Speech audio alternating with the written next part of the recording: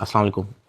आज मैं आपसे सादुर्रहमान बन के बात करूँगा, ना कि डकी भाई। मैं नहीं चाहता कि कोई ये सोचे कि इस वीडियो का मकसद जो मेरे पे FIR हुई है उसकी कोई जस्टिफिकेशन है। I am simply here to apologise. मेरे किसी भी कंटेंट से अगर आज तक कोई भी नेगेटिवली इम्पैक्ट हुआ है, मैं उस चीज़ के लिए माफ़ी मांगता हूँ। मेरी हमेशा से सिर्फ यही इंटेंशन रही है कि मैं लोगों को एंटरटेन करता रहूँ और कुछ ना कुछ जो है वो मैं नया लाता रहूँ। लेकिन मेरे अनजाने ना अनजाने में अगर मेरे से कोई कंटेंट कभी ऐसा पोस्ट हुआ है जिससे कुछ नेगेटिवली इम्पैक्ट हुआ है, या कोई प्रमोशन ऐसी हुई है जिससे कोई नेगेटिवली इम्पैक्ट हुआ है, मैं उस चीज़ के लिए पूरे कौम से माफ़ी मांगता हूँ। Let the court handle. मैं लीगली इस मैटर को एंड तक देखूँगा। मैं कोर्ट्स के साथ पूरी तरह कोऑपरेट करने को रेडी हूँ और कर रहा हूँ। मैं इदारे के साथ पूरी तरह कोऑपरेट करूँगा और जो भी जज साहब मेरे केस का फ़ैसला लेंगे मैं वो कबूल करूँगा। मेरा और मेरी फैमिली का जो 3.5 माह का एक्सपीरियंस है, मैं सिर्फ वो बताने आया हूँ। 16 अगस्त 2025 को जब मैं सो के उठता हूँ तो मैं बड़ा एक्साइटेड होता हूँ, क्योंकि हमने अपने दोस्त वगैरह मेहमान बुलाए होते हैं। हमने अपने घर में दावत रखी होती है। मेरे सब दोस्त आते हैं, बड़ा इंजॉय करते हैं, हम खाना शाना खाते हैं, गपशप लगाते हैं। मेहमान चले जाते हैं, उसके बाद मैं और रूब पैकिंग में लग जाते हैं, क्योंकि हमें मलेशियन गवर्नमेंट का एक इवेंट है, उधर से इनवाइट आया होता है कि डकी भाई आप आए, हमारे लिए कुछ वीडियोस वगैरह बनाए। पूरे पाकिस्तान से उन्होंने एक मेल और एक फ़ीमेल को चुना है, जिसके अंदर मेल में उन्होंने मुझे चुना है। बाकी कंट्रीज़ से भी उन्होंने एक मेल एक फ़ीमेल इनवाइट किए हुए थे और मैं बड़ा एक्साइटेड था कि पूरे पाकिस्तान के अंदर से उन्होंने एक बंदा चूज़ करना है और उन्होंने मुझे चुना। मैं बड़ा ऑनर फील कर रहा। हमने बड़ी जल्दबाजी में पैकिंग की, क्योंकि मेहमान आए होते हैं, हमें टाइम नहीं मिलता और मुझे नहीं पता था कि जब हम पैकिंग करके अपने घर से निकलेंगे तो मेरी ज़िंदगी का सबसे मुश्किल वक्त शुरू हो जाएगा। मेरे वहमो गुमान में भी नहीं था कि मेरे साथ क्या होने जा रहा है। हम जब पैकिंग करके सामान गाड़ी में रखते हैं, गाड़ी हमारी एयरपोर्ट की तरफ चल पड़ती है। एयरपोर्ट पहुंचते हैं, हम सामान अपना अनलोड करते हैं। रात के 9 बजे के करीब हमारी फ्लाइट होती है। हम काउंटर पे जाते हैं और हमें अपना बोर्डिंग पास मिल जाता है। उसके बाद जहाँ पे इमिग्रेशन होनी होती है, जहाँ पे आपके पासपोर्ट पे एग्जिट स्टैंप लगती है, हम जब वहाँ पे पहुँचते हैं तो वो मेरे से पूछते हैं कि आप पे कोई FIR तो नहीं है। मैंने कहा नहीं। कहता आपका साइबर क्राइम में कोई इशू है क्या? मैंने कहा नहीं। कहते आप हमारे साथ आ जाएं। मैं और अरूब एक दूसरे की तरफ देखते हैं कि ये क्या हो गया। हम किसी को ऑन टाइम ज़्यादा इन्फॉर्म ही नहीं कर पाते हैं। मैंने ज़िया को सिर्फ मैसेज कर दिया है कि ये इस तरह से इशू हो गया है, तो शायद हम फ्लाई ना कर पाएं, तो आप प्लीज़ गाड़ी जो है वो एयरपोर्ट ले आओ और हमें यहाँ से पिक कर लो। हमें लगा कि शायद हमें बस सिर्फ फ्लाई नहीं करने देंगे और हम घर जा सकेंगे। 5-10 मिनट के बाद इमिग्रेशन वाले हमसे हमारे मोबाइल ले लेते हैं, कहते हैं कि इसको एयरप्लेन मोड पर लगा दें और अरूब की तरफ वो इशारा करते हैं कि अगर आप जाना चाह रही हैं मलेशिया तो आप जा सकती हैं।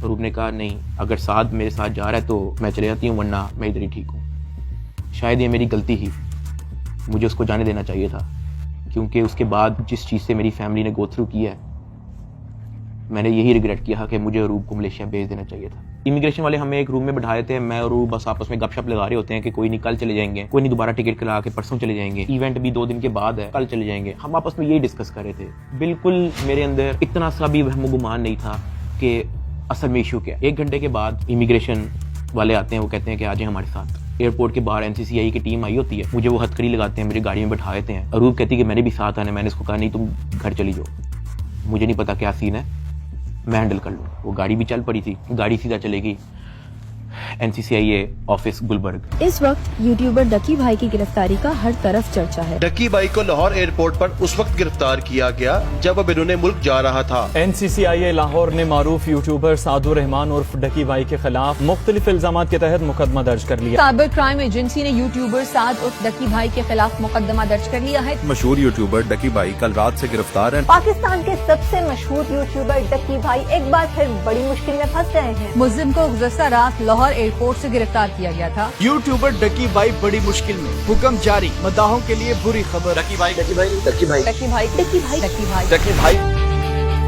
रात के तकरीबन 11 बजे हम NCCI ऑफिस पहुंच जाते हैं। हथकड़ी मुझे लगी हुई थी, मुझे ऊपर एक रूम में लेके गए। जब मैं NCCI के ऑफिस पहुंचता हूं तो वहां पे 6-7 ऑफिसर्स बैठे होते हैं। मेरी हथकड़ी वो खोल देते हैं, मुझे कुर्सी पे बिठा देते हैं और मेरी इंटेरोगेशन शुरू हो जाती है। वहां पे मेरे से क्वेश्चन करते हैं एप्लीकेशंस के प्रमोशन के बारे में। वहां पे मुझे पहली बार आइडिया होता है कि मेरा इस इशू पे मुझे एयरपोर्ट पे रोका गया। खैर मेरे से वो जो सवाल करते गए मैं उनको बताता गया। मेरे पास 3 मोबाइल थे, मैंने तीनों मोबाइल के पासवर्ड उनको दिए। उन्होंने मेरे से मेरे जीमेल अकाउंट के पासवर्ड पूछे, मैंने वो भी उनको ऑन द स्पॉट दिए। उन्होंने मेरे से मेरे लैपटॉप का पासवर्ड पूछा, मैंने उनको ऑन द स्पॉट दिया। ऐसा भी नहीं कि मैंने उनको कोई बहाना लगाया हो कि मैं पासवर्ड भूल गया हूँ, because I had nothing to hide. मैं इदारे के साथ कोऑपरेट करना चाहता हूँ। मैं ये नहीं चाहता कि इदारा ये सोचे कि मैं कुछ छुपा रहा हूँ। मेरा 23 दिन का रिमांड लिया गया। वो सारी इन्वेस्टिगेशन मैंने पहले 23 मिनट के अंदर दे दी थी। कई घंटे गुजर जाते हैं और तमाम ऑफिसर्स मेरी इंक्वायरी लेके चले जाते हैं, सिवाय एक के, जो मेरे इन्वेस्टिगेशन ऑफिसर्स थे, असिस्टेंट डायरेक्टर शुएब रियाज साहब। मेरे आईओ के अलावा जब तमाम ऑफिसर्स चले जाते हैं तो एक प्राइवेट बंदा बाहर से अंदर आता है। तो आईओ मुझे कहता है कि तुझे पता है कि तेरे पे एफआईआर होने वाली है।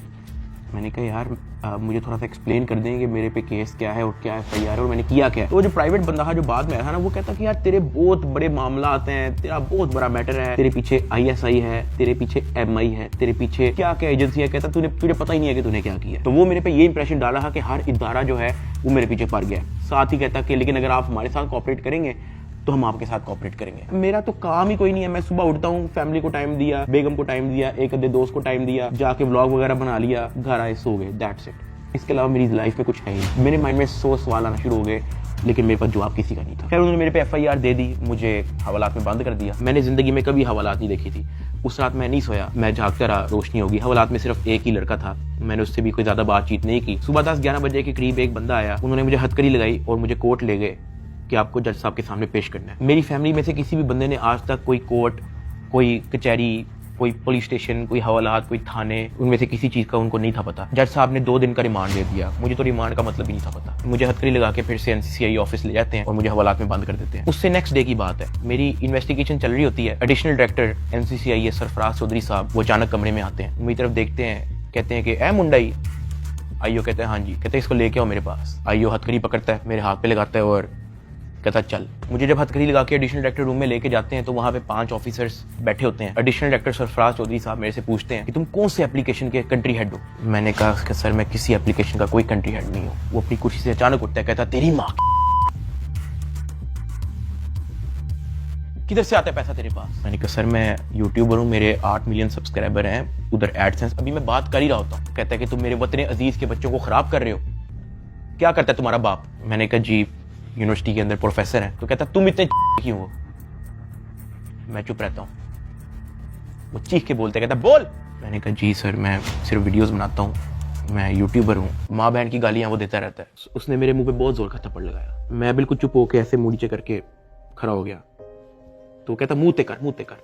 अभी मैंने मुंह पर किया नहीं था। वो जोर से चीख के कहता मुंह ते कर। अभी मैंने वो मुंह पर किया ही था, उसने मुझे दूसरा थप्पड़ लगाया। मैं वहां पे बड़ा हेल्पलेस फील कर रहा कि यार मेरे से ऐसा क्या हो गया। मैं भी ये सोच ही रहा था, उसने मुझे तीसरा थप्पड़ लगाया। मुझे माँ बहन की गालियां दी जा रहा है। मैं अपना मुंह नीचे करके खड़ा हुआ हूँ तो मेरे थप्पड़ इधर लगता है, फिर वो कहता था मुंह पर कर, फिर मेरा थप्पड़ इधर लगता है। वो मारी गया जब तक उसका दिल नहीं भरा। मैंने तो गिने भी नहीं है कि उसने मुझे थप्पड़ कितने मारे हैं। फिर वो मुझे कहता कि अपनी टांगे बैंड कर। मैंने अपनी टांगे बैंड कर ली। कहता हाथ ऊपर कर। मैंने अपना हाथ ऊपर कर ली। वो घर में एक वीडियो कॉल लगाता है जो एक बच्चा रिसीव करता है जिसकी एस्टिमेटेड तकरीबन एज होगी 7 साल। एक हाथ में सिगरेट होती है।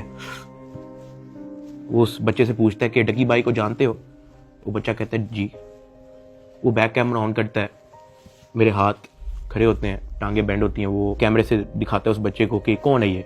कहता है डकी भाई। तो कहता कि तुम इसके प्रोग्राम देखते हो। कहता जी। वो पीछे जो प्राइवेट मुलाजिम खड़ा होता है जो बहुत जोर का पीछे थप्पड़ मारता है। सरफराज चौधरी साहब उस 7 साल के बच्चे को कहते हैं ये देखो इसके साथ क्या हो रहा है, आप देखोगे तुम इसका प्रोग्राम।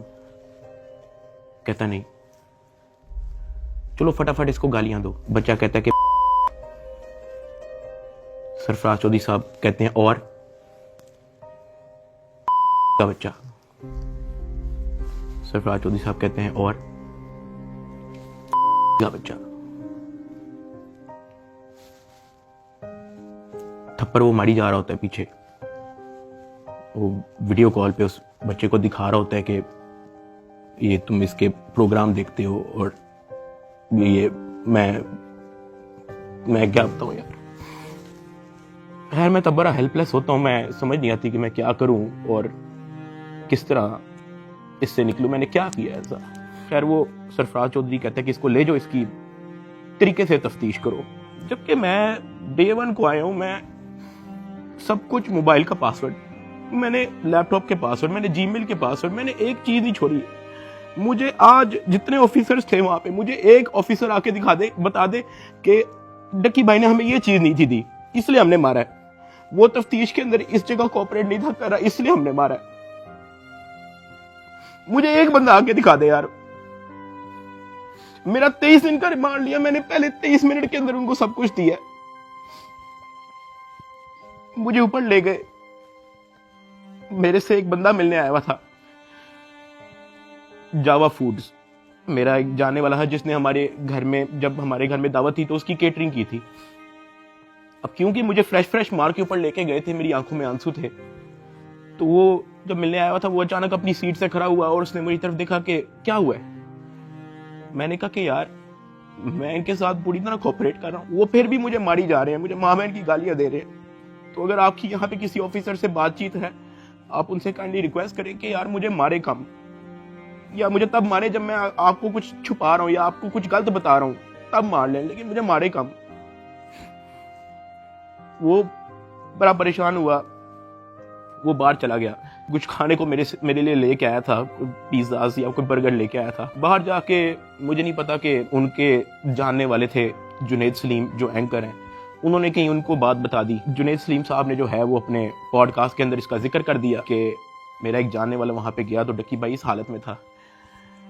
तो जुनैद सलीम साहब ने जो है वो इस चीज का पॉडकास्ट दे दिया। ज़ेरे हिरासत जब डक्की भाई थे तो कुछ लोग उनसे मिलने गए, तो उन्होंने कहा कि आप पिज़्ज़ा खाएंगे, तो डक्की भाई जवाब में उनके पाँव पड़ गया जो उनसे मिलने आए थे, और बिलक बिलक के रोने लगा और कहने लगा पिज़्ज़ा को छोड़े, उनसे कहे मुझे मारें कम। ये नहीं कहा कि मुझे ना मारें, मगर मुझे मारें कम, बहुत मार रहे हैं। जो फिर मेरे लिए अंदर प्रॉब्लम हुई, मुझे फिर इस बात पे डांट पड़ी कि मैं आगे बात आउट कर रहा हूँ। खैर मैंने फिर डिसाइड किया कि मैंने अब बोलना ही नहीं, मुझे जितना मर्जी मारे, मैंने किसी को नहीं बताना। मुझे हवालात में वापस बंद कर दिया इन्होंने। थप्पड़ किसने मारा था? थप्पड़ वो एहलकारों ने मारा था। थप्पड़ वो एडिशनल डायरेक्टर ने भी मारा था, मैं आपको बताता हूँ जी। डक्की भी आगे बताएगा कि मुझे चपेड़े किसने मारी थी, और वो बेचारा एक बात कहता था कि यार मुझे मारो ना, मैं कॉपरेट तो कर रहा हूँ, मुझे मारो ना। जब इसको पेश करने लगे थे डक्की को, तो भाई वो आपको बताया था कि मैं इसको थप्पड़ मार के लाया हूँ। हाँ, तो वो थप्पड़ मार के लाए, वो मारते थे इसको। अब मैं आपको बताना चलूं कि इस पूरी इन्वेस्टिगेशन के दौरान ये जो असिस्टेंट डायरेक्टर शुएब रियाज जो मेरा इन्वेस्टिगेशन ऑफिसर था, उनका जो फ्रंटमैन था, उसको सिर्फ इस काम के लिए रखा हुआ था कि वो मेरे से पैसों की डिमांड करे। उसने तब मेरे से पूछा कि यार तू बेवकूफ है। मैंने कहा क्या हुआ है? कहता यार तेरे पीछे आने वाला कोई नहीं। मैंने कहा यार मेरी फैमिली कभी इन चक्करों में पड़ी नहीं है। तो कहता नहीं तू बेवकूफ है, तुझे समझ नहीं आ रही कि मैं क्या कह रहा हूँ, तुझे अपना मसला नहीं हल करना। मैंने कहा नहीं मुझे नहीं समझ आ रही आप क्या कह रहे हैं। कहता कि तेरा कोई दोस्त पीछे आने वाला, कोई तेरा भाई, कोई तेरा आउट ऑफ कंट्री कोई दोस्त रहता हो, कोई तेरे पीछे आने वाला नहीं। मैंने कहा कि मेरी तो बातचीत ही नहीं है किसी से, तो मैं किसको क्या कहूँ। तो कहता कि ये जो तेरा आईओ है ना, सारी गेम इसके हाथ में, इसने जो लिखना है तेरे साथ वही होना है, तो तू अगर इसके साथ ताउन करेगा तो तेरा मसला हल हो जाएगा। मैंने कहा मैं समझा नहीं आपकी बात। कहता कि भाई लगता है तुझे सारा पैसा कब्र में लेके जाना है, पैसे आप फिर कमा लोगे, आप अपना मसला हल करो। मैंने कहा मैं इन चक्करों में कभी भी नहीं पड़ा, मुझे नहीं पता कि क्या पैसे कितने लगते हैं, क्या होता है, मुझे नहीं पता, आप मुझे बताओ आप क्या ना क्या चाह रहे हो। कहता कि तेरा जो मसला है ना वो 7-8 के अंदर हल हो जाएगा। पहले मुझे लगा कि कोई 7-8 लाख की बात कर रहा है कि कोई 7-8 लाख के अंदर मेरा मसला हल हो जाएगा। मैंने कहा 7-8 लाख? कहता नहीं तू लाखों में ही रही। मैंने कहा 7-8 करोड़? कहता तो और। मैंने कहा इतने तो मेरे पास है ही नहीं, मेरे रिसेंटली कुछ बहुत ज्यादा खर्चे हुए हैं, मैंने आगे भी बहुत सारी मेरी स्पेंडिंग है, मेरे 100 और काम है, मेरे पास नहीं है। कहता बस फिर तो इधर ही पड़ा रहा है। मुझे वहां से आइडिया हो गया कि इस बंदे का काम सिर्फ और सिर्फ मेरे से पैसे मांगना है। जब मैं एनसीसीआई की कस्टडी में था, आप लोगों ने शायद 3,26,000 USDT की बात एडिशनल डायरेक्टर के पॉडकास्ट में सुनी होगी। 3,20,25,000 USDT वो इसके डिजिटल वॉलेट में से हमने अनर्थ करके कोर्ट ऑफ लॉ में सबमिट कर दिए।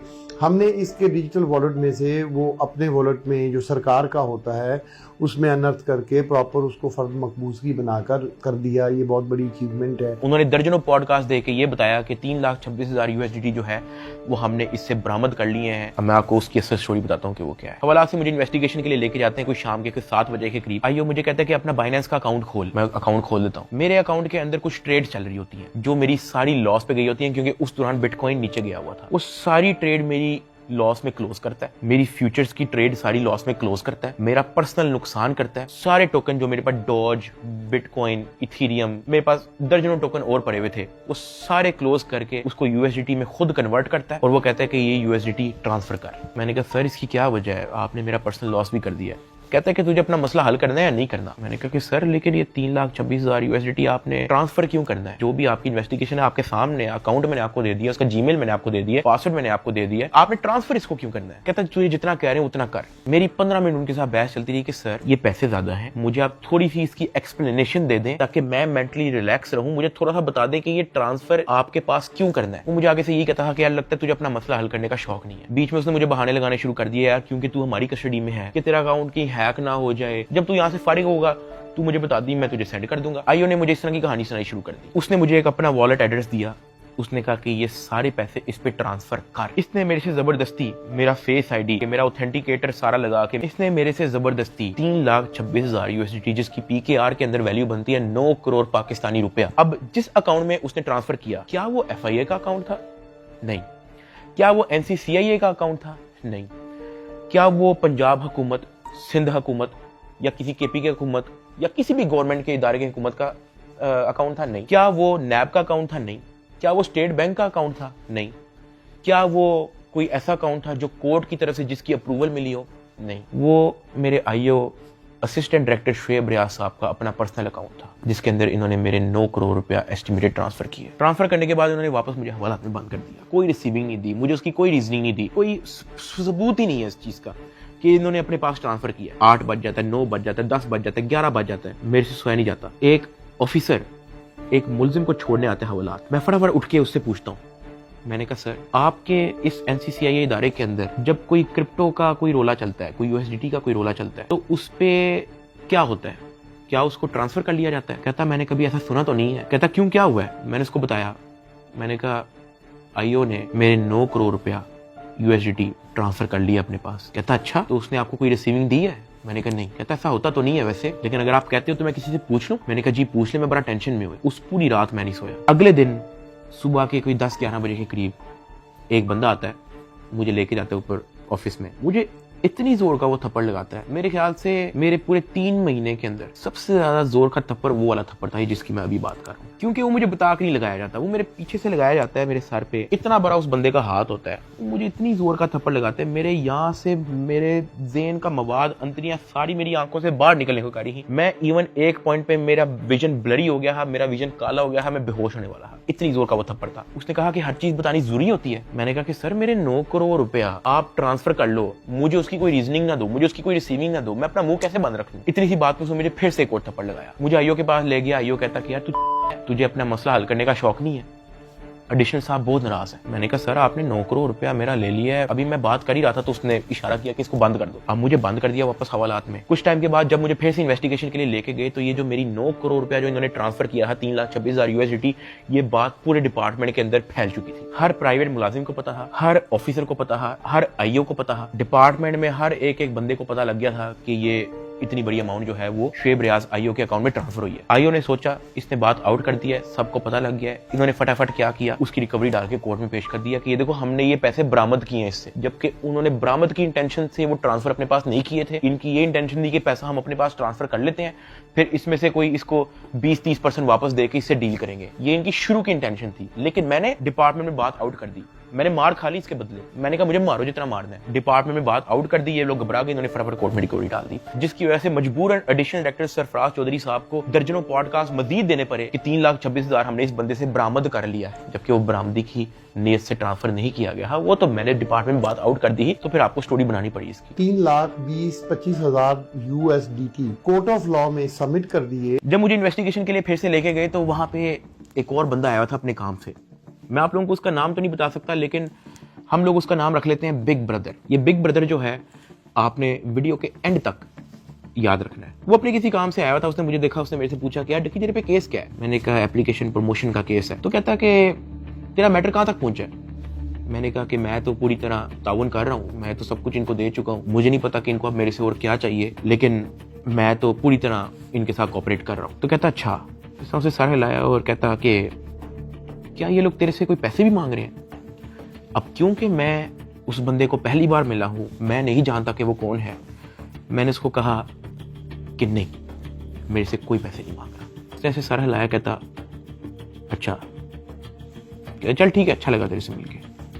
वो अपने कामों में लग गया। खैर मेरी इन्वेस्टिगेशन के बाद उन्होंने फिर से मुझे जेल में हवालात में बंद कर दिया। इन्होंने अपनी पूरी कोशिश की कि हम इससे पैसे लें, हम इससे पैसे का पूछें। जब इनको आइडिया हुआ कि मैं इनको किसी भी तरह से एंटरटेन नहीं कर रहा, इन्होंने बहाने से मेरी फैमिली को बुला लिया। अरूब और मेरी अम्मा, उनको ये कह के बुलाया गया कि मेरी उनके साथ मुलाकात है। मुझे जब हवालात से ऊपर लेके गए तो अरूब बैठी हुई थी और उसकी इंटेरोगेशन हो रही थी। उसका मोबाइल जो है वो इन्वेस्टिगेशन ऑफिसर के हाथ में था। तो मैंने इन्वेस्टिगेशन ऑफिसर शुएब रियाज साहब से पूछा कि ये आपने इनका मोबाइल क्यों लिया? तो कहता कि इन पे भी FIR होगी। तो अरूब घबरा गई। उसने कहा मेरे पे FIR क्यों होगी? उसने कहा कि आपने तो हमें साथ से मिलने के लिए बुलाया है, मुझे और मामा को के साथ से मुलाकात हो जाएगी। तो कहता कि नहीं, FIR हो ना हो, ये जो आपके शोहर की FIR है इसी में बड़ी जगह है, हम आपको इसी में नामजद करेंगे। अरूब घबरा गई। मैंने अरूब की तरफ देखा, मैंने अरूब की तरफ इशारा किया कि मैंने कहा बस बिल्कुल चुप होके बैठ जाओ, बस ये वक्त गुजारो, बस इस वक्त हम कुछ नहीं कर सकते। खैर वो अरूब से कुछ क्वेश्चन उन्होंने पूछने शुरू कर दिए। मैंने यही कोशिश की कि मैं जल्दी से जल्दी अरूब को वापस भेज दूं घर। उसका मोबाइल वापस मिले ना मिले डजंट मैटर, वो घर जाए। आईओ ने अरूब का मोबाइल रख लिया। मैंने अरूब को कहा कि अब तुम घर जाओ और तुमने वापस नहीं आना। जब अरूब घर गई है तो उसने जब वकीलों से डिस्कस किया तो वकीलों ने कहा कोई बात नहीं, हम प्री अरेस्ट बेल करवा लेंगे। तो अरूब ने कहा ओके। अगले दिन उन्होंने जाके प्री अरेस्ट बेल करवा ली।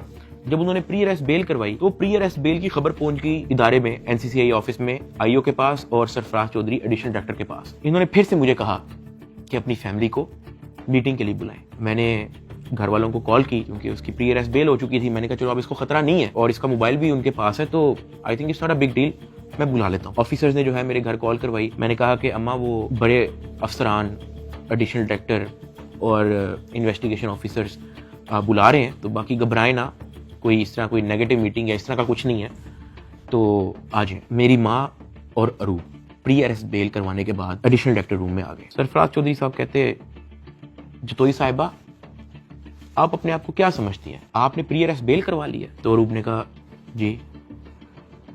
तो कहता अच्छा करवाएं, जो आपने करना करें। 5 रुपए का एक नया सफा आता है, हम एक नई FIR लिखेंगे और आपको पकड़ लेंगे। अरूब मेरी तरफ देख रही है कि ये क्या है, ये किस तरह की मीटिंग है। मेरी माँ परेशान, लाल उनके चेहरे हो गए थे सबके। एडिशनल डायरेक्टर सरफराज चौधरी साहब ने फिर अपना मोबाइल खोला, वहाँ व्हाट्सएप खोला, उन्होंने ऊपर लिखा जज, और ऐसे मेरी माँ को और मेरी वाइफ को लिस्ट दिखाई ऐसे स्क्रॉल करके कि ये देखो मेरा इस जज से भी ताल्लुक है, मेरा इन जज से भी ताल्लुक है, मेरा इस जज से भी ताल्लुक है, क्या कर लेंगे आप? जब वो इस तरह जजेस की लिस्ट दिखा रहा था तो उसने बड़े ऊंचे अल्फाज में बोला कि यहाँ पे जज भी मैं हूँ, यहाँ पे वकील भी मैं हूँ, यहाँ पे सब कुछ मैं हूँ, जितनी आपने प्री अरेस्ट बेल करवानी है करवाएं, नया पर्चे में हम पकड़ लेंगे। हमारे पास कुछ कहने को नहीं था। मैंने वहाँ पे सिर्फ सर को कहा कि जी सर आप बिल्कुल सही कह रहे हैं। मैंने अपने घर वालों की तरफ देखा, मैंने उनको इशारा किया कि प्लीज वक्त गुजारे बस। मेरे घर वालों के चेहरे लाल हो गए हैं, मतलब बिल्कुल आप कह लो कि उनके पास कुछ कहने को नहीं थे। दे वर शेकिंग। वो बातें करता गया, हम लोग घबरा गए थे। हमने बस वेट किया कि यार ये कब हमें फाड़े करेगा। जब उसने कहा ठीक है आप जा सकते हैं, मैं, अरूब और मेरी माँ जब उस एडिशनल डायरेक्टर रूम से बाहर निकले, मेरी माँ की आंखों में आंसू थे, अरूब की आंखों में आंसू थे। मैंने कहा कि यार मुझे बहाने से कहते हैं कि आप लोगों को बुला लो, फिर ये इस तरह की हरकतें करते हैं, डराने धमकाने वाली, ब्लैकमेलिंग, थ्रेट्स। मैंने कहा ये सिर्फ और सिर्फ इनका पैसे मांगने का तरीका है ताकि हम डर जाएं, इनको कुछ पैसे दे दें और हमारी जान छोड़ेंगे। तो ये इस तरीके से मुझे, मेरी फैमिली को ज़हनी अजियत देते रहे हैं, ब्लैकमेल करते रहे हैं। अरूब का राइट बनता है कि वो प्री अरेस्ट बेल करवा के आए। आपने अपनी इन्वेस्टिगेशन करनी है, करें। उसने तो अपना मोबाइल भी दे दिया, आप जब बुला रहे हो वो आ रही है, फिर भी आप उसको थ्रेट कर रहे हो कि जी आपने प्री अरेस्ट बेल करवा लिया, कोई बात नहीं, 5 रुपए का नया सफा आएगा, हम आपको फिर अरेस्ट कर लेंगे। और ये सब इनका तौर तरीका था कि हम लोग किसी तरह टूट जाए और ये जितने पैसे मांगे हम लोग फौरी इनको दे दें। इस दौरान आईओ और उसका जो फ्रंट मैन है,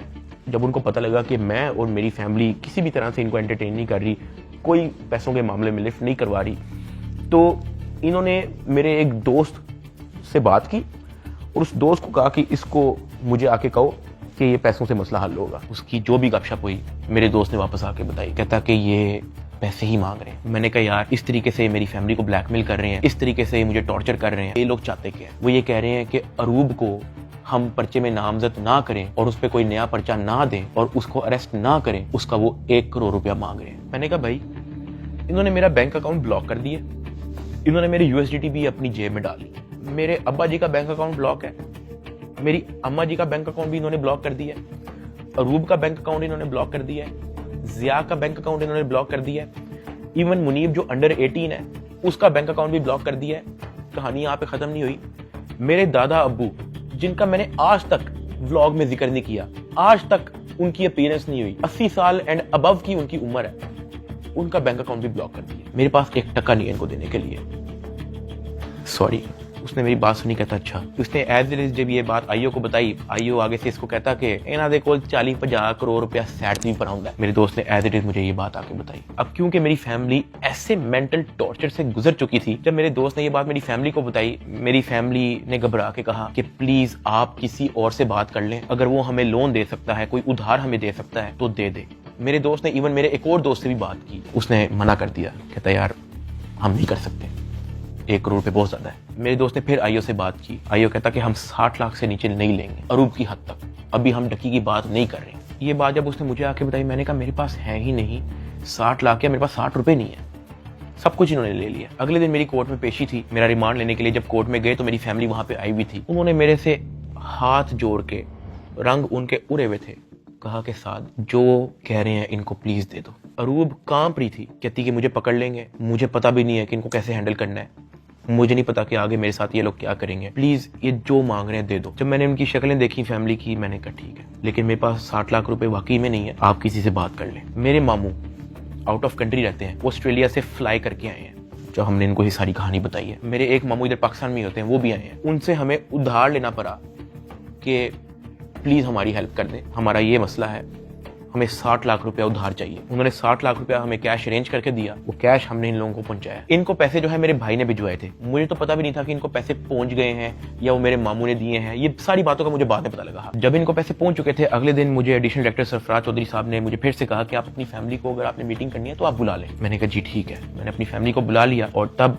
एडिशनल डायरेक्टर साहब का रवैया मेरी फैमिली के साथ टोटली चेंज हो चुका था। वहां से मुझे आइडिया हुआ कि it was never about the case, it was always about the money. वो मेरी फैमिली से बड़े अच्छे से बात कर रहे हैं, मुझे आइडिया हो गया कि इनको शायद पैसे पहुंच चुके हैं। वो इवन कमरे से चले भी गए थे, उन्होंने कहा कि अगर आपने अपनी कोई प्राइवेट बात करनी है तो आप कर लें। जब वो कमरे से गए हैं, तब मेरी माँ ने, अरूब ने, मेरे भाई ने सारी कहानी बताई कि किस तरह से मेरे मामू ने उधार 60 लाख रुपया दी है इस सारी कार्रवाई के लिए। मैंने अपनी माँ से माफी मांगी, मैंने कहा यार आई एम सॉरी कि मेरी वजह से इतना कुछ करना पड़ रहा है सबको।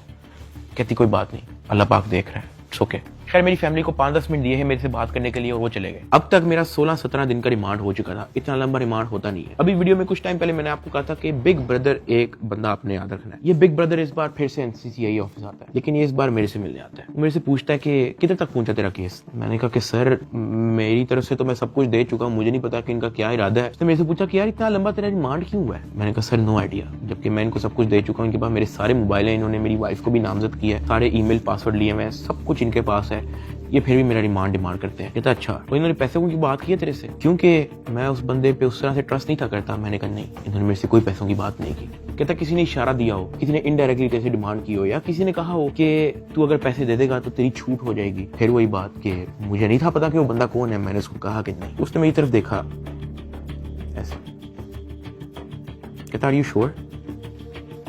मैंने कहा जी। इवन उससे मुझे एक पॉइंट पे बड़े गुस्से से देखा, कहता कि देख ले, अगर कुछ ऐसा है तो तू मुझे बता सकता है। फिर वही बात आ गई क्योंकि मैं उसको जानता नहीं था। मैंने कहा नहीं ऐसा कुछ भी नहीं है सर। कहता ठीक है, वो चला गया। मेरा 23 दिन टोटल रिमांड हो चुका था। जो मैं आप लोगों को ये भी बताता चलूं कि एनसीसीआई की हिस्ट्री में इतना लंबा रिमांड नहीं हुआ। इवन एक पॉइंट पे मैं इतना तंग आ गया था इनसे कि मैंने खुद ही जज साहब के सामने कहा कि सर मैं चाहता हूं कि ये लोग अपनी तसल्ली पूरी कर लें, इन्होंने जो मेरी इन्वेस्टिगेशन करनी है करें, अगर ये रिमांड मांग रहे हैं इनको रिमांड दे दें। मैं इतना तंग आ गया था, मैंने जज साहब के सामने खुद ही बोल दिया कि यार रिमांड ले लें मेरा। 23 दिन रिमांड के बाद भी इन्होंने 30 लाख रुपया मेरी फैमिली से मुझे जुडिशियल करने का लिया। मतलब एनसीसीआई ऑफिसर्स ने मुझे जेल भेजने के भी मेरी फैमिली से पैसे लिए। खैर मैंने अपने दोस्त को कहा कि यार ये आईओ से पूछो कि अब क्या इसने मेरे साथ करना है। कहता कि मैंने बात की है, वो ये नहीं कह रहा कि अब आपकी बेल करवानी है, वो ये कह रहा है कि हमने 4 पर्चे मजीद रेडी किए हुए, वो 4 पर्चे हम डकी भाई पे ना दें, उसका 1.5 करोड़ रुपया वो मांग रहे हैं, जिसमें से एक पर्चा इन्होंने कोई लड़की रिलेटेड रखा हुआ है। और जब मैंने ये सुना, मैं बर्बाद, मैं टूट चुका था। मैंने अपने दोस्त को कहा तू इनको ब्लॉक कर दे बस, और तू जा, इनको को 4 पर्चे देने, 400 दें, मैंने अब 1 टका नहीं देना इनको। इस तरह तो इनको आदत लग जाएगी। फिर ये कहेंगे कि जी अब हम डकी भाई को फायर ना मारने का 5 करोड़ रुपया लेंगे, घर की बत्ती बंद कर देंगे, घर में अगर आप चाहते हो कि बत्ती आए उसका 50 लाख रुपए निकालो, पानी बंद कर देंगे फिर कहेंगे घर में पानी आए उसका 40 लाख रुपए निकालो। ये तो इन हरकतों पे आ जाएंगे फिर। हाँ, अगर आप मेरी एक आधा फैमिली का अकाउंट छोड़ देते तो मैं आपको पैसे कहीं से तो दे, एटलीस्ट हमारी फैमिली जो है मकरूज तो ना होती। इतना मोटा मेरा चलान पेश किया, मुझे एक ऑफिसर उस चलान के अंदर एक सफे की एक लाइन का एक लफ्ज दिखा दे कि मेरे उसमें बाप का क्या रोल है, क्योंकि आप लोगों ने उनका अकाउंट बंद किया ना, उनका क्या रोल है मुझे उस सफे के अंदर दिखाएं। उस चलान के अंदर मेरी माँ का क्या रोल है वो मुझे दिखाएं। उस चलान के अंदर मेरे दादा अब्बू का क्या रोल है, मेरे किसी और फैमिली मेंबर का क्या रोल है मुझे दिखाएं। आपने उनको मकरूज कर दिया, कर्जे ले लेके अब उनको एनसीसीआईए के ऑफिसर के पेट भरने हैं, उनको डिप्रेशन में डाल दिया ये कह के कि पता नहीं उनके पीछे ISI-MI लगी है। मेरे फादर एक हार्ट पेशेंट है, उनके हार्ट की सर्जरी होनी थी। मैंने अपनी माँ को, अरूब को, ज़िया को सख्ती से मना किया हुआ था कि आपने एक तो ये अब्बा जी का ख्याल रखना है, दूसरा इनको कोर्ट में नहीं आने देना, ये मेरे पास एक बार भी जेल में ना आए, क्योंकि मुझे पता है उनकी हार्ट की क्या कंडीशन है। वो बेहोश हो जाते हैं, परेशान हो जाते हैं। हम उनकी सर्जरी के हमारे पास पैसे नहीं थे, वो जो पैसे हमने उनकी जो सर्जरी के लिए देने थे वो उन्होंने ब्लॉक कर दिया। अब कर्जा लेके हम एनसीसीए के ऑफिसर्स का पेट भर रहे हैं। ये मेरी फैमिली को उस स्टेज पे लेके आए हैं जहां पे मैं स्पीचलेस हो गया कि यार मैं क्या करूं। मतलब अब्बा जी के इलाज के पैसे भी उन्होंने ब्लॉक कर दिए हैं। और ये बात मैंने उनको उधर दफ्तर में ऑफिस में कही थी, सरफराज चौधरी को मैंने खुद उसके मुंह पे कही थी। मैंने कहा मेरा अब्बा हार्ट पेशेंट है, उनकी सर्जरी के पैसे आपने मेरे फैमिली का अकाउंट ब्लॉक कर दिया। ये इस स्टेज पे मेरी फैमिली को ले आए थे, मुझे 23 दिन बंद रख के चुपेरे मार के मुझे कोर्ट पे लेके जाते थे कि मैं किसी मीडिया के किसी माइक में बोल ना दूं। जिस्मानी रिमांड पे FIA के पास जाना है या उसके बाद जेल जाना है, पीछे तो गया तो बोलने कोई मसला नहीं है। आज डकी भाई आप यूट्यूबर्स को क्या पैगाम देना चाहेंगे? कुछ बात नहीं करेंगे? ताहम आज जो है वो बात तो नहीं करने दे रहे, लेकिन डकी भाई को जो है वो सुबह सवेरे जो है आज अदालत में पेश किया गया है। बिल्कुल जी बात तो नहीं कर सकते डकी भाई। इससे पहले भी हमने जब इनसे गुफ्तगू करने की कोशिश की है तो NCCI एहलकारों की जानिब से जो वो मना कर दिया गया है कि वो किसी भी किस्म से जो है वो गुफ्तगू नहीं करेंगे। डकी भाई कुछ कहना चाहेंगे आप? डकी भाई आप कुछ कहना चाहेंगे? भाई कुछ तो बोलिए, इन्होंने तो मना नहीं किया आपको, आप लॉयर्स ने मना किया कि भाई सारी तो आपने तहकीकात के बारे में आपने ताउन किया, उसके बावजूद क्यों ही कहा जा रहा है?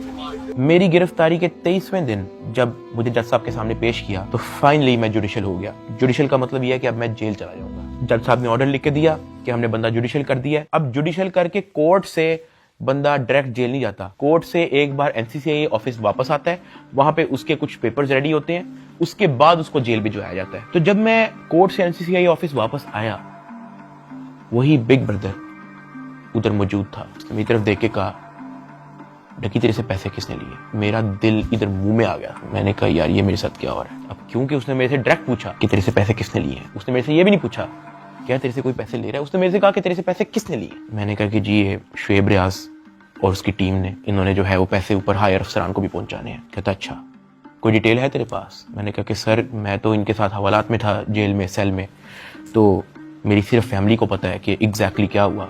फैमिली 5-10 मिनट के लिए मेरे से मिली थी, लेकिन उन्होंने मुझे बहुत छोटा छोटा मोटा मोटा बताया, ज्यादा डिटेल का मुझे नहीं पता। तो फिर उसने पूछा कि कितने पैसे लिए हैं। मैंने कहा जी 60 लाख रुपए लिए। वो भी मेरी वाइफ को नामजद करने का कह रहे थे कि जो मेरी बीवी को अरेस्ट कर लेंगे, अगर आप चाहते हैं कि हम आपकी वाइफ को अरेस्ट ना करें तो ये 60 लाख रुपया पहुंचाएं। तो वो हमें 60 लाख रुपया उसका हमने दिया। उसने कहा ठीक है तू जेल जा, लेकिन उससे पहले कहीं से कॉल करवा और अपनी फैमिली को कह कि तेरा एक दोस्त मिलने आ रहा है, उससे मिलने। मैंने कहा ठीक है। मैंने कहीं से मोबाइल अरेंज किया, मैंने फटाफट मामा को कॉल की, मुझे सिर्फ मामा का नंबर याद था। मैंने उनको कहा कि मेरा एक दोस्त आएगा, उससे मिलने। बिग ब्रदर वहां से चला गया। 5-10 मिनट के बाद मुझे भी पुलिस के डाले में बिठाया और मुझे जेल ले गए। डकी भाई को जो है तकरीबन 22 रोजा जिस्मानी रिमांड के बाद जब अदालत में पेश किया गया तो अदालत ने गुज़श्ता रोज जो है डकी भाई को जुडिशल रिमांड पर जो है वो जेल भेज दिया। देख सकते हैं कि डकी भाई को जो है वो जेल मुंतकिल किया जा रहा है। 9 सितंबर 2025 को मुझे जेल भेज दिया जाता है। मैंने अपनी ज़िंदगी में वहमो गुमान में भी नहीं सोचा होना कि मेरी ज़िंदगी में ये दिन भी आएगा। जब मैं जेल जाता हूँ सबसे पहले तो मेरी चेकिंग होती है, बालों के अंदर, अंडर आर्म्स, आपकी नाक के अंदर भी देखते हैं, वो आपके कान के अंदर, आपके मुंह के अंदर, आपके लिप्स ऊपर करके आपकी ज़ुबान निकाल के। चेकिंग होने के बाद मुझे लेके जाया जाता है मेरे सेल की तरफ, जिसको जेल की ज़ुबान में चक्की कहते हैं। जेल के सेल का साइज़ आप ऐसा समझो कि कुछ 6 से 7 टाइलें हैं ना, उतना साइज़ होगा। उसका, या फिर एक किंग साइज मैट्रेस अगर एक अंदर पड़ा हो तो वहाँ पे और मजीद जगह नहीं है। ये जेल के सेल का साइज होता है। कॉर्नर पे जो है वॉशरूम लगा होता है जो कवर्ड नहीं होता, उसके आगे एक छोटी सी दीवार लगी होती है, यानी कि अगर आप खड़े हुए हो तो बाहर से देखने वाला बंदा आपको नंगा देखेगा, लेकिन अगर आप वॉशरूम करने के लिए बैठे हो तो आपके चेस्ट से ऊपर जो है आप विजिबल होगे, नीचे आप कवर्ड होगे। इस हद तक बस दीवार होती है वहाँ पे। उसी के ऊपर जो है वो एक टूटी लगी होती है पानी की। मैं जब अपने सेल में आता हूँ तो शाम हो जाती है, मुझे सेल में लाते ही लॉक कर दिया जाता है, क्योंकि मेरा नया एक्सपीरियंस होता है, मुझे नहीं समझ आ रही होती है कि मैं कहाँ पे आ गया हूँ। मैं इधर उधर देखता हूँ, परेशान हो जाता हूँ कि ये क्या हो रहा है मेरी ज़िंदगी में। बहुत ऊंचा पंखा लगा होता है जहाँ से मुझे आइडिया होता है कि कोई चाह के भी खुदकुशी नहीं कर सकता। अंधेरा हो जाता है, मुझे कुछ समझ नहीं आ रही होती कि मैंने क्या करना है। खैर मैं दीवार के साथ लग के बैठ जाता हूँ बिल्कुल ऐसे ही, और सोचता रहता हूँ कि ये मेरी ज़िंदगी कहाँ से कहाँ आ गई है। मैं अपने सेल से बाहर देखता हूँ तो 1.5 लीटर की बोतल पड़ी होती है, उसके ऊपर कैप भी लगा होता है। मेरा हाथ तो वहाँ तक नहीं पहुँचता, लेकिन कोई 15-20 मिनट के अंदर एक इंचार्ज जो है वो वहाँ से गुजर रहा होता है। मैं उसको आवाज़ देता हूँ कि सर, वो मेरी बात सुनते हैं, हाँ जी। मैं उनको कहता हूँ कि सर वो सामने 1.5 लीटर की बोतल पड़ी है, वो काइंडली मुझे पकड़ा दें।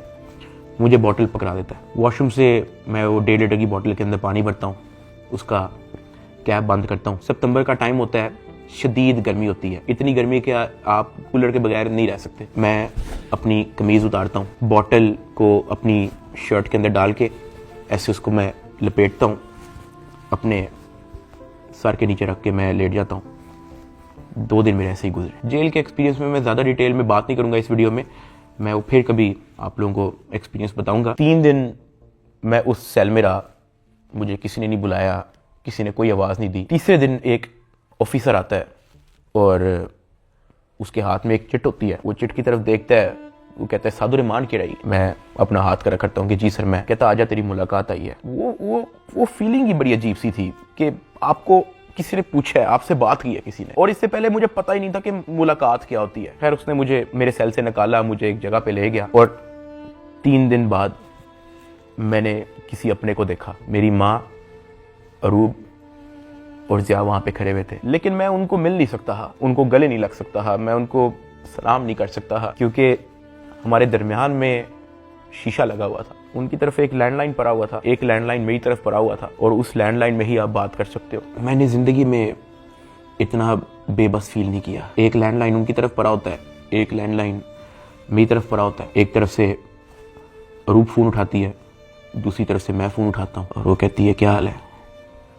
मैंने कहा मैं ठीक हूँ। उसके आगे वो कुछ नहीं बोलती। 2 मिनट मैं भी चुप रहता हूँ, 2 मिनट वो भी चुप रहती है। अचानक कहती है कि साद ये क्या हो गया ये सब। मैंने कहा रूप मुझे नहीं पता, मुझे नहीं पता, मेरे पास किसी चीज़ का जवाब नहीं है। ऐसे ही हमारी बात हो रही थी, अचानक ज़िया अरूब को कहता कि मैंने बात करनी है साद से। मैंने कहा हाँ करवाओ। ज़िया अरूब से फ़ोन ले लेता है। वो कहता है कि यार साद आपका एक दोस्त आया था। मैंने कहा हाँ। कहता है यार वो तो सारी डिटेल हमसे मांग रहा था और उसको सब कुछ पता है, तो आप उस पर ट्रस्ट करते हो। मैंने कहा ज़िया देखो मैं उसको नहीं जानता हूँ पर्सनली, लेकिन फॉर सम रीज़न उसको पता था। मैंने उसको नहीं बताया, उसने मेरे से खुद कहा कि तेरे से पैसे किसने लिए, और उसने मुझे कहा था कि मुझे डिटेल चाहिए। तो ज़िया कहता कि हाँ वो हमारे पास आया था, एक कागज़ पे सारा मेरा वो लिख के गया है कि कहाँ कहाँ पे कैसे कैसे पैसे पहुँचाए, किसने दिए, किस बैंक से निकलवाए, वो सारा नोट डाउन करके गया है। मैंने कहा कि देखो ज़िया इस वक्त ना हमें नहीं पता कि हमने किस पे ट्रस्ट करना है, किस पे नहीं करना। हमने जिसको भी अप्रोच किया है सब ने मदद करने से इनकार कर दिया। जिन्होंने कोशिश की है वो भी कोई मसला कोई बेहतरी की तरफ नहीं आया। मेरे पास कोई ऑप्शन नहीं है, सुन लेते हैं हम एक बार इस बंदे की बात। ज़िया ने कहा ठीक है। जब ज़िया ने मुझे ये बात बोली तो मुझे आइडिया हो गया कि वही जिनका नाम हमने अभी बिग ब्रदर रखा था वो मेरी फैमिली से मुलाकात कर चुका है। खैर ज़िया से बात होने के बाद ज़िया ने फ़ोन मामा को दे दिया। मामा भी रो पड़ी, गपशप हो रही ही। साथ उन्होंने कहा था कि ये जो आपका दोस्त आया है, कहता कि आप मेरी भी माँ है, आपको कुछ नहीं होगा, आपने अब 1 भी रुपया किसी को नहीं देना, बस जो आप लोगों ने दे दिया है उसकी मुझे डिटेल दे बस। खैर वही 15-20 मिनट होते ही हैं वो फ़ोन बंद हो जाता है। ना मुझे मामा की आवाज़ आ रही होती है, ना मेरी आवाज़ उन तक जा रही होती है। तो मुझे रियलाइज़ होता है कि मेरा वक्त ख़त्म हो गया है। वहाँ का एक इंचार्ज मुझे मेरे सेल में वापस छोड़ देता है। मैं वापस उसी जगह पे आया था। वक्त के साथ साथ जेल में अपने आप को एडजस्ट किया, मेंटली एक्सेप्ट किया कि भाई तू अभी इधर ही है। 10 दिन गुजर गए। 10 दिन के बाद एक इंचार्ज फिर से आया चिट लेके, कहता सादुर रहमान की रही। मैंने कहा जी सर मैं। कहता आजा तेरी मुलाकात है। मुझे लगा मेरी फैमिली आई है, लेकिन जब मैं उधर पहुंचा तो वही बिग ब्रदर मेरे से मिलने आया था। खैर उसने कॉल उठाई, कहता कैसा है डकी। मैंने कहा सर मैं बिल्कुल ठीक। कहता तू अपनी फैमिली के सामने रोया क्यों था। मैं उनसे मिलने गया तो वो तेरी माँ कह रही थी कि वो रो रहा था उधर। मैंने कहा सर मैं बस थोड़ा इमोशनल हो गया उनको देख के। कहता नहीं हो, पता है जेल हो गई है तुझे तो क्या हो गया है, अंदर बैठ के घर वालों को तो नहीं ना परेशान करना, उनके सामने मुस्कुरा के जाया कर, हंसता खेलता उनके साथ शुगर लगाया कर। क्या मैं बिल्कुल ठीक हूँ, अंदर बड़ा मजा आ रहा है। मैंने कहा सर वो हो जाता है, मैं तो कोशिश करता हूँ कि मैं उनको कोई टेंशन ना दूं, लेकिन चेहरे पे बंदे के लिखा आया था। कहता खैर मैं गया उस दिन तेरे घर, माँ जी बहुत परेशान थी, मैंने उनको तसल्ली दी है, तुझे मैं सिर्फ ये बताने आया हूँ कि तू तगड़ा रहे। फिर उसने मुझे कहा कि अगर आने वाले कुछ टाइम के अंदर अगर तुझे कोई न्यूज़ तेरे रिलेटेड सुनने को मिलती है तो पैनिक नहीं होना और अंदर किसी से कोई बात शेयर नहीं करनी। कोई पूछे कहना मुझे इल्म नहीं किसी चीज़, और अपनी फैमिली को भी कह दे कि किसी चीज़ को लेके पैनिक नहीं होना। अगर कोई प्रेशराइज करने की कोशिश करे, कोई कॉल करे, कोई अप्रोच करे, जस्ट इन्फॉर्म अस। साथ मैंने उनको ये भी बताया कि जब मैं NCCI की कस्टडी में था तो वो मुझे कहते थे कि आपके पीछे MI लगी हुई है। तब उसने मुझे कहा कि जिन लोगों का नाम लेके आपसे पैसे ले रहे हैं ना, मैं उस इदारे से हूँ। फिर उसने मुझे बताया कि ये बात जब मुझे पता लगी तो हमने अपने हायर अथॉरिटीज़ को भी इन्फॉर्म किया, तो let me and my team handle it. तूने अंदर किसी से कोई बात नहीं करनी, अपनी फैमिली से ज्यादा कोई बात नहीं करनी, सिर्फ उनका हालचाल पूछ और रोना धोना बंद कर, उनके सामने शुगर लगा, हंस मुस्कुरा, कह के बड़ा मजा आ रहा है अंदर, जो बुरा वक्त था वो चला गया, अब बस तू वक्त काट। फिर मैंने उसको बोला कि सर वो जो एडिशनल डायरेक्टर सरफराज चौधरी साहब हैं वो मुझे रिमांड के दौरान कहते थे कि मैं तेरी हाई कोर्ट तक बेल रोकूंगा। तो उधर बिग ब्रदर कहता कि छोड़ दे, कुछ नहीं होगा। उसके बाद वो हुआ जो किसी ने वहमो गुमान में भी नहीं सोचा था। ये मुकदमा दर्ज करवाने वाला कोई और नहीं बल्कि डिप्टी डायरेक्टर सरफराज चौधरी है, जिसने डकी को गिरफ्तार किया और उसको दुनिया का सबसे बड़ा मुजरम बनाकर पेश किया। इस डायरेक्टर को आज सस्पेंड कर दिया गया है। Additional director national cyber crime investigation agency Lahore हैं सरफराज चौधरी साहब, उन्हें जनाब सस्पेंड कर दिया गया है। भरपूर तैयारी है NCCI की डकी की बेल कैंसिल करवाने। डकी भाई के खिलाफ कार्रवाई करने वाले NCCI के एहलकार ऑफिसर सरफराज चौधरी साहब को मुअत्तल कर दिया गया। उसके बाद वो चीजें हुई हैं, वो चीजें हुई हैं जो मैंने अपने वहमो गुमान में भी नहीं सोचा था। मैं जब 23 दिन रिमांड में था, मैं इतना मायूस हो गया था, मैं अल्लाह पाक से भीख मांगता था कि या अल्लाह मुझे रास्ता दिखा, या अल्लाह मुझे इस झंझट से निकाल दे, या अल्लाह सब कुछ तेरे सामने है, मैं किसी जोगा नहीं, मेरी फैमिली किसी जोगे नहीं, हम फंस चुके हैं, हम गीदरों में फंसे हुए हैं, या अल्लाह मुझे यहाँ से निकाल दे। मैं हाथ जोड़ के भीख मांगता था। मैं हवालात में एक गंदे से कमरे में बैठ के मैं भीख मांगता था कि या अल्लाह तू सब देख रहा है, तेरे सामने हो रहा है सब कुछ, मेरे लिए कोई तो दरवाजा खोल, मुझे कोई रास्ता दिखा, मैं कहाँ जाऊँ।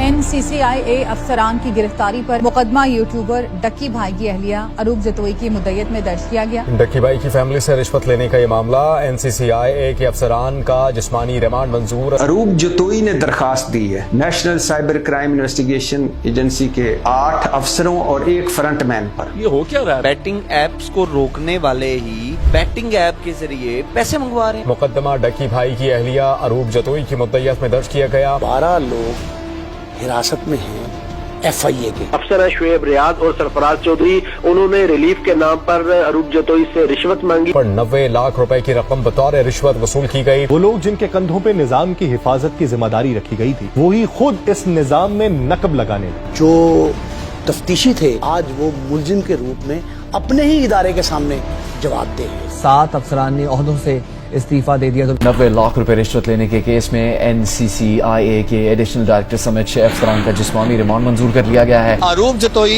इस बात पर डट गई हैं कि NCCI अफसरान जिन्होंने उनसे रिश्वत ली है इनको नहीं छोड़ेंगी। जिन ऑफिसर्स ने मेरी फैमिली को मेंटल ट्रॉमा से गुजारा, जिन ऑफिसर ने मेरी फैमिली को मेंटली टॉर्चर किया, जिन ऑफिसर ने मुझे बेवजह मारा, मैं उनसे भीख मांगता गया कि यार मुझे ना मारे, मुझे फिर भी मारते गए। जिन ऑफिसर्स ने बच्चे को वीडियो कॉल करके मुझे उससे माँ बहन की गालियां दिलवाई, अगले दिन उन सब की खबर आ गई कि वो सब गिरफ्तार हो गए। और ये जो 100 दिन की कैद थी, जब मुझे किसी किस्म की कोई उम्मीद नहीं थी नजर आती, मैं कभी कभी अल्लाह पाक से कहता था कि अल्लाह तू मेरी क्यों नहीं सुन रहा। लेकिन ये सब जब मुझे खबरें सुनने को मिली तो मैंने रियलाइज किया कि अल्लाह ने मेरी तभी सुन ली थी जब बिग ब्रदर मुझे फर्स्ट टाइम NCCI ऑफिस में मिला और उसने मेरे से पूछा कि तेरे पे केस क्या है। इसमें मैं FIA एंटी करप्शन इदारे को बड़ा अप्रिशिएट करना चाहूंगा, जिन्होंने मेरी फैमिली का सारा केस सुना, मेरी फैमिली के एक मेंबर के पास जाके उन्होंने उनकी स्टोरी सारी सुनी, उनका बयान लिया, इन पे FIR लॉन्च की और ये सब कुछ हुआ। वहां से मुझे रियलाइज हुआ कि इदारे बुरे नहीं होते, कुछ लोग होते हैं जो बुरे होते हैं। और अनफॉर्चुनेटली मेरे केस के अंदर भी मुझे बुरे लोग मिले, लेकिन क्योंकि अच्छे लोग भी एग्जिस्ट करते थे, अल्लाह पाक ने उनको वसीला बनाया, उनको हमारे पास भेजा। 16 अगस्त को मैं गिरफ्तार हुआ। 100 दिन टॉर्चर, ऐसा रोलर कोस्टर जो मैंने जिंदगी में कभी भी नहीं सोचा था मैं और मेरी फैमिली ने गुजारा। 100 दिन के बाद जस्टिस शहराम सरवर, मैं उनको सल्यूट करता हूँ, उन्होंने मुझे बेल दी हाई कोर्ट से। मैं जब जेल में था, जब सबसे पहले मुझे इस चीज़ की न्यूज़ मिली कि डकी तेरी बेल हो गई है, तब जो मेरी बॉडी पे खून दौड़ा था उसके लिए मैंने 100 दिन इंतजार किया। मैं तो जम गया था, मैं खत्म हो गया था, मैं बर्बाद हो गया था। सही बताऊं तो मैं हार मान ली थी, मैं टूट चुका था। मुझे नहीं पता था कि मैं क्या करूंगा। ये 100 दिनों में क्या क्या हुआ, ये वीडियो तो शायद 40-50 मिनट की होगी। अगर मैं आपको बताना शुरू करूं तो ये वीडियो 4-5 घंटे की होनी चाहिए। बहुत सारी चीजें मेरी मजबूरी है, मैं नहीं बता सकता। इवन ये जो भाई थे जिनका नाम हमने बिग ब्रदर रखा था, उनसे मैंने रिक्वेस्ट की, मैंने कहा सर मुझे लोगों को बताने दें कि आपने हमारी फैमिली के लिए क्या क्या किया।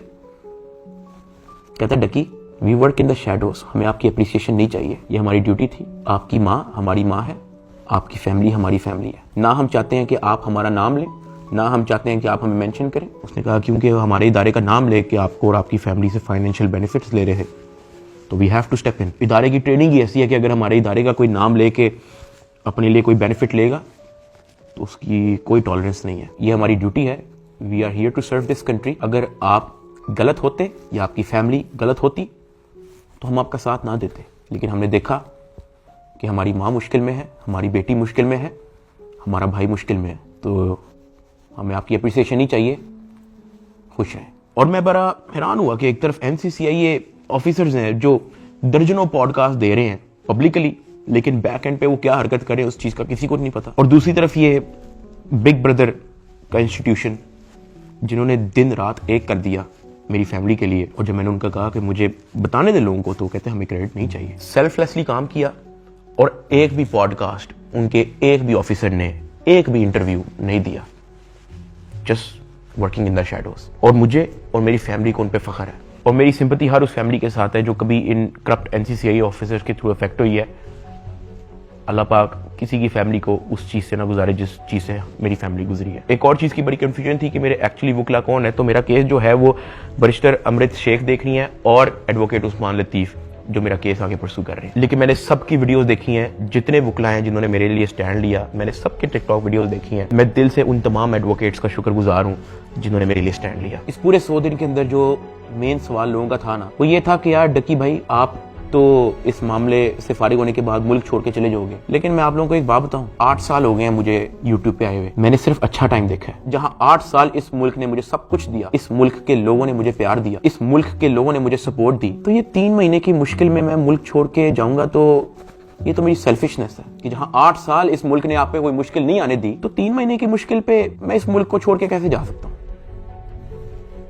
मैं इधर ही हूं, मैं कहीं नहीं जा रहा। पाकिस्तान ने ही मुझे सब कुछ दिया है, पाकिस्तान में ही मैं रहूंगा। यहाँ पे मैं वीडियो को एंड कर रहा हूँ। इस पूरे 100 दिन के अंदर मैंने बहुत कुछ सीखा। कोई भी आके पीछे नहीं आता आपकी फैमिली के अलावा। मेरी माँ कोर्ट के धक्के खाती रही है। उनका क्या काम है कोर्ट में? उन्होंने कौन सा वहाँ पे कोई बयान देना है या कोई स्टेटमेंट देनी है, या वो कौन सी वकील है जो उनका कोर्ट में कोई काम है? वो सिर्फ वहाँ पे इसलिए आती ही कि मुझे कुछ 30-40 सेकंड के लिए अपने बेटे की झलक देखने को मिल जाए, मैं बस देख लूँ कि यार मेरा बेटा ठीक है। सिर्फ इसलिए आती रही है, एक दिन भी उन्होंने मिस नहीं किया। आज के दौर में जहाँ वफादारी तो मजाक बन के रह गई है, अरूब मेरे साथ एंड तक खड़ी रही। उसको डराया गया, धमकाया गया, ब्लैकमेल किया गया। इवन एक पॉइंट में मैंने उसको ये भी कहा था कि जब तक ये मैटर हल नहीं होता तुम आउट ऑफ कंट्री चले जाओ। वो तब भी मेरे साथ खड़ी रही। मैं जेल में था और मेरे लिए मर्दों से लड़ती रही है। और सही बताऊं तो कोई भी नहीं करता ऐसा।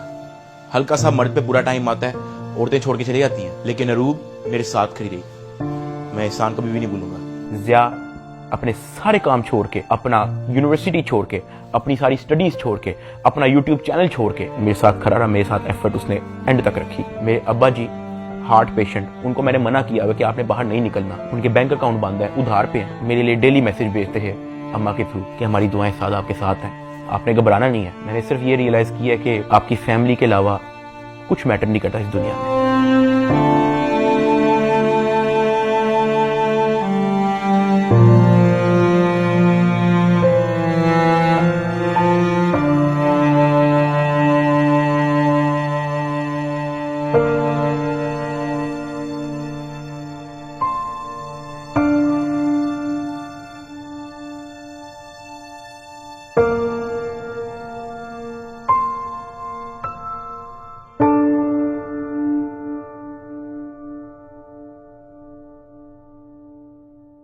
और मुझे पता है कि मैं इस वक्त स्टेज पे नहीं हूँ कि मैं किसी का नाम ले सकूँ, लेकिन I want to thank field marshal Asim Munir साहब and director general of military intelligence, जिन्होंने इतनी प्रोफेशनलिज्म दिखाई और मेरी फैमिली को इस करप्ट माफिया से निकलने में मदद की। और ये जो बिग ब्रदर जिनका मैंने जिक्र किया है, मैं तो जेल में था, मेरी फैमिली को कुछ भी नहीं पता था।